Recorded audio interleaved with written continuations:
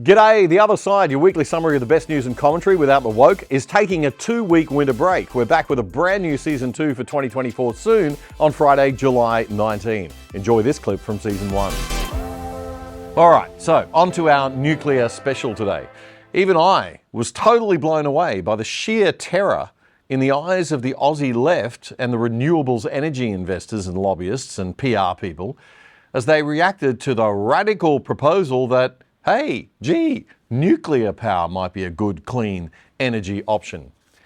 The discussion about nuclear has been around for ages, but the decision by the Liberal Party to grow a spine and push it harder has freaked out those whose political and business careers rely heavily on you buying into the climate change narrative and focusing totally on, let's face it, the very dirty and messy and very ugly energy alternatives of wind and solar. The king of the teals, the independents backed by the mysterious Climate 200 group, who are not a political party, do you hear me? They are independents, they are not a political party. They do not act like a political party, walk like a political party, talk like a political party, quack like a political party.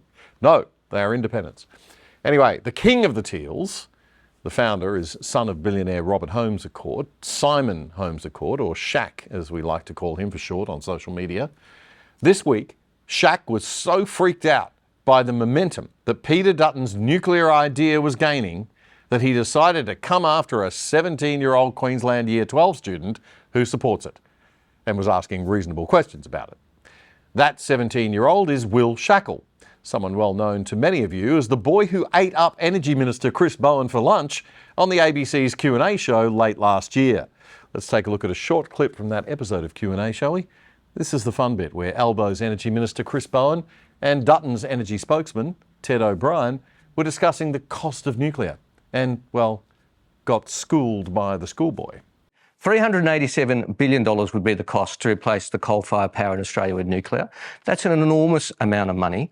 It's $25,000 per taxpayer if the taxpayer funded it, or indeed, those proponents would need to know they get their money back and they get it back from Australia. Is that the cost? Do you agree? Well, no, I don't, David, and I think the last time Minister Bowen released some economic modelling on Australia's energy system, it was to predict a $275 reduction in household power bills. Well, and we know where that went. If that cost on nuclear power is wrong, what is the cost? So it depends on which way you model it, David. You see, I think what's most important is to learn the lessons from overseas, where they say the most important method when it comes to an energy system planning is a total system cost. Because when we open up our bills at home, what we see is the total system cost in that bill. Now, it's only with that methodology that you can get the right mix of technologies, a balance of technologies in a grid to get the prices down. Oh, sorry. Gee, you can see why they call Ted O'Brien ScoMo 2.0. He's about as inspiring and clear as they come, isn't he? Thank God the 17-year-old was there to teach him how to do media messaging and delivery. Will is itching to get in here. Sorry, guys. Will. The cost, this is clearly getting us nowhere. The cost of nuclear is clearly highly contentious. And you know what the best way to find out the cost of nuclear energy is? It's to lift the nuclear energy ban, because at that point, you can actually see nuclear reactors, what they will cost, because at this stage, no company is able to propose for nuclear reactors to be built in this country. And to what the Minister for Climate Change and Energy said about it being a distraction, well, look, we should have all options on the table. And what I would say is I'd bring out, this is the ban on nuclear energy. It's a single A4 piece of paper. And if the government was serious about reaching net zero and having a guaranteed path to net zero, well, they'd get rid of this. They'd get rid of this prohibition. And I think that is how you solve climate change. It's having all options on the table. That's how you end the climate wars.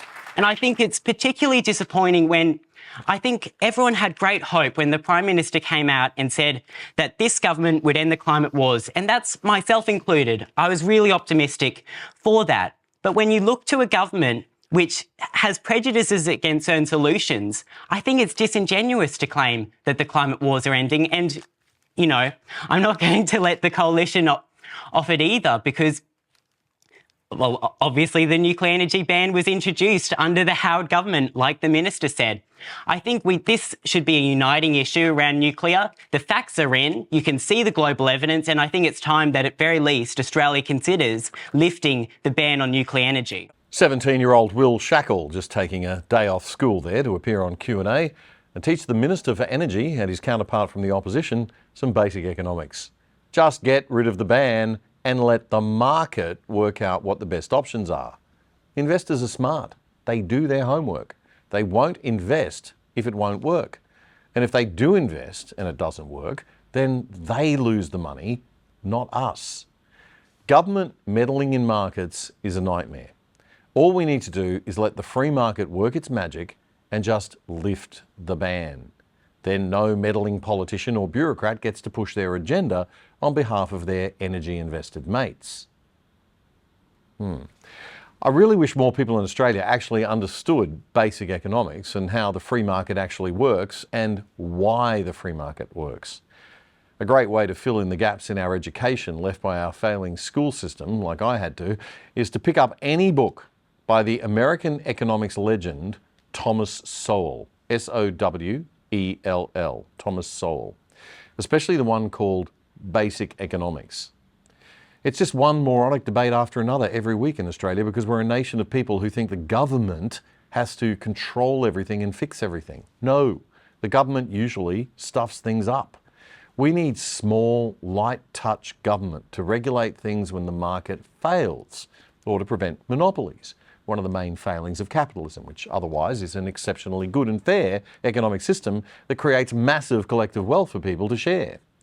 But no, the government likes to meddle, and they tend to meddle because, I don't know, to protect some mates who've got some investments in some other kind of technology perhaps, or protect some union mates perhaps, or give unfair advantage, dare we say it, to some. But of course that's not happening in Australia, and I'd get sued if I said it was, so let me be very clear that I am not saying that. But that's the theory anyway. Everyone in the wind and solar industry is totally nice. They are not like those evil fossil fuel people. Hope you enjoyed that clip. The Other Side, your weekly summary of the best news and commentary without the woke, is taking a 2-week winter break. We're back with a brand new Season 2 for 2024 soon on Friday, July 19. To support us, please make sure you subscribe on YouTube right here and follow us on X at Other Side Oz. That's AUS. It's totally free, but we could always do with your support. So if you'd like to make a donation, click the Super Thanks button on YouTube with the $ and the thanks on it right under the video frame below. And if you're watching on YouTube, you can check out the full episode that this clip came from right here.